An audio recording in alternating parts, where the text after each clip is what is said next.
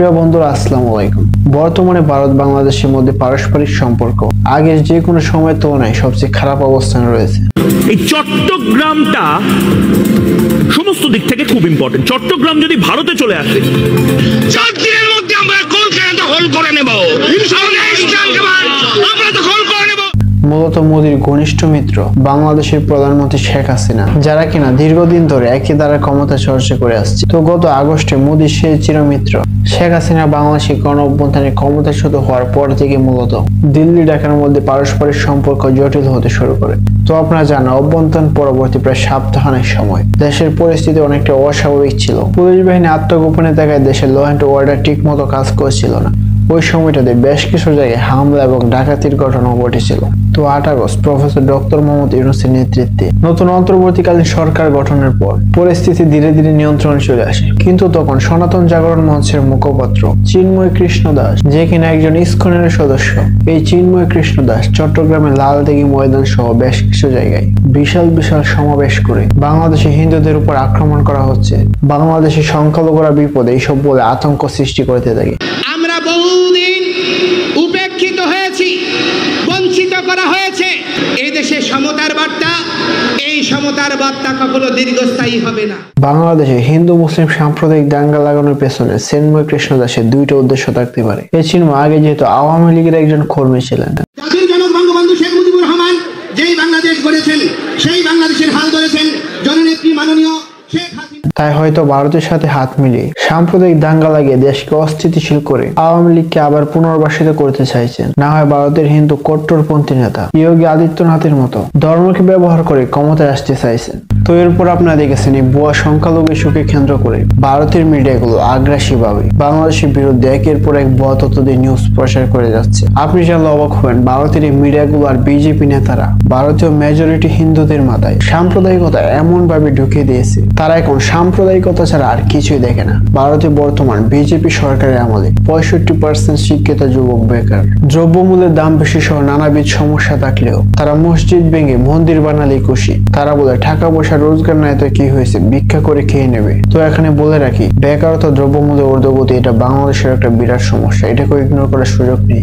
এই সময় এসেও সাম্প্রদায়িকতাকে ব্যবহার করে রাজনীতি করার যে লোক, এটা শুধু বিজেপি নেতা শুভেন্দু, অমিত শাহ, মোদী আর যোগী আদিত্যনাথের মধ্যেই না। কিছুদিন আগে আপনারা দেখেছেন আমেরিকার প্রেসিডেন্সিয়াল নির্বাচনে ডোনাল্ড ট্রাম্প ভারতীয় মিডিয়াগুলো বাংলাদেশে সংখ্যালঘু নির্যাতনের নামে যে মিথ্যা প্রপাগান্ডা ছড়াচ্ছে, এর কোনো সত্যতা যাচাই না করে ট্রাম্প টুইটারে বলে বাংলাদেশে হিন্দু, বৌদ্ধ, খ্রিস্টানদের উপর হামলা হচ্ছে। সে মার্কিন প্রেসিডেন্ট থাকলে এসব বাংলাদেশে হতো না, যার মূল উদ্দেশ্য ছিল মূলত ভারতীয় বংশোদ্ভূত হিন্দু আমেরিকান আর খ্রিস্টানদের ভোট ব্যাংক নিজের দখলে নেওয়া। তো আপনারা দেখেছেন, এই সংখ্যালঘু ইস্যুকে কেন্দ্র করে ভারতের ক্ষমতাসীন নেতারা আর বিরোধী দলীয় কর্মীরা বাংলাদেশকে নিয়ে কতটা আগ্রাসী মনোভাব দেখাচ্ছে। আপনারা দেখেছেন, শুভেন্দু ভারতের আগরতলায় বাংলাদেশের হাই কমিশন ভাঙচুর করেছে, তার দলবল নিয়ে বাংলাদেশে ঢুকে পড়ার চেষ্টা করেছে। ভারতের লোকসভা অধিবেশনে বাংলাদেশের বিরুদ্ধে একের পর এক অভিযোগ তুলছে। Sir, our neighboring country Bangladesh, where the minorities and Hindus are being tortured and being killed, the government of India appealed to United Nations for sending peacekeeping forces at Bangladesh immediately. আমার প্রশ্ন, বাঙালি হিন্দু হওয়া কি অপরাধ? পশ্চিম বাংলার ওপারে, কাঁটাতারের বেড়ার ওপারে বাংলাদেশ নামক দেশটি, সেখানে যেভাবে রাষ্ট্রীয় মদতে বাঙালি হিন্দুদের বেছে বেছে নির্যাতিত হতে হচ্ছে, তাদের মন্দির ভেঙে দেওয়া হচ্ছে, বাংলাদেশিদের ভিসা বন্ধ করে দেওয়া হয়েছে। আর ভারতীয় মিডিয়ার মতে তো বাংলাদেশ ভারত যুদ্ধ শুরু হয়ে গিয়েছে। ভারত বাংলাদেশ যুদ্ধে কে এগিয়ে এবং কেন ভয় পাচ্ছে বাংলাদেশ? দুই দেশের সামরিক শক্তি বা কোথায় দাঁড়িয়ে সেই বাংলাদেশ কি পারবে সামলাতে পারবে ভারতের হামলা? বলা হচ্ছে ভারত বাংলাদেশে সার্জিক্যাল স্ট্রাইক করার প্রস্তুতিও নিয়ে নিয়েছে, তবে এসব ভারতের পক্ষ থেকে কোনো অফিসিয়াল অ্যানাউন্সমেন্ট না। তাই বলে ভারত বাংলাদেশের সার্বভৌমত্বে আঘাত আনবে না, এটা না ভাবার কোনো কারণ নেই। 1972 থেকে 2020 সাল পর্যন্ত বিএসএফ মোট 1860 জনকে গুলি করে হত্যা করেছে, আর বিএসএফ এর দ্বারা আহত, নিখোঁজ আর দর্শনের শিকার সব মিলিয়ে মোট বাংলাদেশি ভুক্তভোগীর সংখ্যা 5084 জন। আমেরিকার মানবাধিকার বিষয়ক সংস্থা হিউম্যান রাইট ওয়াচ তার প্রতিবেদনে সরাসরি বলে দিয়েছে বিএসএফ বাংলাদেশ সীমান্তে যা করছে তা পুরোপুরি মানবাধিকার লঙ্ঘন। দ্বিতীয়টি হচ্ছে ভারতের সাথে বাংলাদেশের পানি বন্টন নিয়ে সমস্যা। বাংলাদেশের প্রায় 200-র মতো নদী রয়েছে যেগুলো ভারতের ভিতরে দিয়ে বাংলাদেশে প্রবেশ করেছে। তো ভারত বাংলাদেশের তুলনায় কিছুটা ওজনের দেশ হওয়ায় সেই সব নদীতে ড্যাম আর ব্যারাজ নির্মাণ করে নিজেদের ইচ্ছে মতো ব্যবহার করছে। প্রয়োজনের সময় পানি পাওয়া যাচ্ছে না, আবার বর্ষাকালে বাঁধ খুলে দেওয়ায় প্রবল বন্যা হতে দেখা যায়। তাছাড়া 1996 সালে করা ভারত বাংলাদেশের মধ্যে গঙ্গা নদীর পানি চুক্তিও মানছে না ভারত। তাছাড়া ভারতের যে শিলিগুড়ি করিডোর, যাকে চিকেন নেকও বলা হয়, তারা সবসময় চেষ্টা করছে এটা বাংলাদেশের ভিতরে দিয়ে আরো প্রসার করার জন্য। তাছাড়া বর্তমানে বাংলাদেশ সরকার ও জনগণের মধ্যে পাকিস্তান যে নর্মালসি হচ্ছে এটাকেও ভারত ভালোভাবে দেখছে না। তাই ভবিষ্যতে ভারত বাংলাদেশের মধ্যে যুদ্ধ হতে পারে, এটা চিন্তা করা অযৌক্তিক কিছুই না। তাই এরকম পরিস্থিতি যখনই আসুক বাংলাদেশকে পরিস্থিতি মোকাবেলার পদক্ষেপ এখন থেকে নিতে হবে।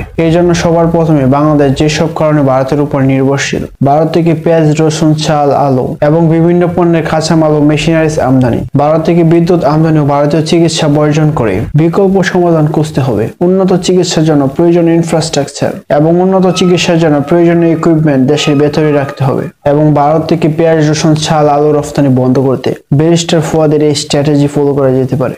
আমরা আমাদের কৃষকরা যে প্রসেসে চাষবাস করেন, এই আইল পদ্ধতি যেটা 10%, 30%, 50% চাষ করার, এই প্রসেস বাদ দিয়ে দিতে হবে। এই প্রসেসটা 200-300 বছর আগের প্রসেস।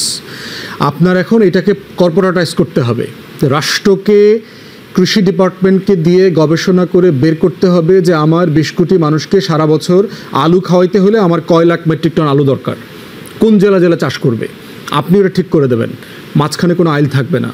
কৃষকরা শতাংশ, ধরেন আপনি 5000 একরের ভিতরে আলু চাষ হবে, যে 10% জমির মালিক সে জানবে যে টোটাল প্রোডাকশনের 10% জমিতে আমি ফ্র্যাকশন কত পাবো, তাকে সে ফ্র্যাকশন দিয়ে দিতে হবে। কিন্তু কোনো আইল থাকবে না। আইল প্রচুর জমি নষ্ট করে। আইলের কারণে যেটা হচ্ছে, আমার কৃষি কর্পোরেটাইজেশন হচ্ছে না। এইভাবে ব্যবসা করা, কৃষি উৎপাদন আপনি মেনটেন করতে পারবেন না। এবং সর্বশেষ ভারতের সামরিক শক্তির সাথে মোকাবেলা করতে বাংলাদেশ ডিফেন্স ফোর্সগুলোতে প্রয়োজনীয় সব ইকুইপমেন্ট আপডেট রাখার পাশাপাশি, ভারত যেহেতু পরমাণু শক্তিধর একটি দেশ, তাই আমাদেরকে পরমাণু শক্তিধর কোনো দেশের সাথে বন্ধুত্বপূর্ণ কূটনৈতিক সম্পর্ক গড়ে তুলতে হবে। আমাদের অস্তিত্ব ও নিরাপত্তা জনিত কারণে আমাদের সামরিক সামর্থ্য অনেক বৃদ্ধি করতে হবে। এর অর্থ এই না যে আমাদের বিশাল ব্যয়ের পথে যেতে হবে। এর অর্থ এই যে আমাদের সবচেয়ে নির্ভরযোগ্য মিত্র খুঁজে বের করতে হবে। আমাদের দেশের মানুষকে এটা শেখাতে হবে যে আন্তর্জাতিক সম্পর্কে স্থায়ী বন্ধু আর স্থায়ী শত্রু বলে কিছু নেই। আমাদের স্থায়ী স্বার্থ রয়েছে এবং অতীতে আমরা যাকে শত্রু ভাবতাম সেই যদি আমাদের প্রয়োজনে বন্ধুত্বের হাত বাড়ায়, অস্ত্র সামর্থ্য দিয়ে আমাদের সহযোগিতা করে। দেখেন, নিউক্লিয়ার অপশন, এটার একটা বিরাট একটা গুণ কি জানেন? আমরা জানি না।